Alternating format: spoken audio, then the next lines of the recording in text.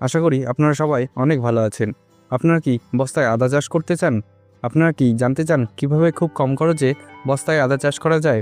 এমন কিছু টিপস যাতে করে আদা গাছে দ্রুত পরিমাণে ফলন হয়। হ্যাঁ বন্ধুরা, আজকে এই বিষয়ে বিস্তারিত আলোচনা করব, যাতে করে কম খরচের মধ্যে অল্প সময়ে প্রচুর ফলন হয়।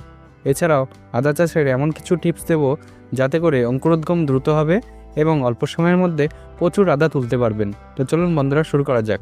এই পদ্ধতিতে ভালো কোয়ালিটির যে আদা রয়েছে সেগুলো নিতে হবে এবং প্রত্যেকটা আদায় যেন ঠিক এই রকম 2টির বেশি কুড়ি থাকে। তো দেখতে পাচ্ছেন এখানে কিন্তু অনেকগুলি কুড়ি রয়েছে। তো এরকম আদা আপনারা বাছাই করে নেবেন।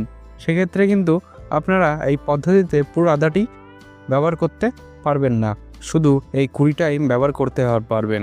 ঠিক এই রকমভাবে কেটে নেবেন, অর্থাৎ কুড়িগুলোকে একরকম করে কিছু অংশ কেটে নিতে হবে। এভাবে প্রত্যেকটি অংশ কেটে আলাদা করে রাখবেন। এবার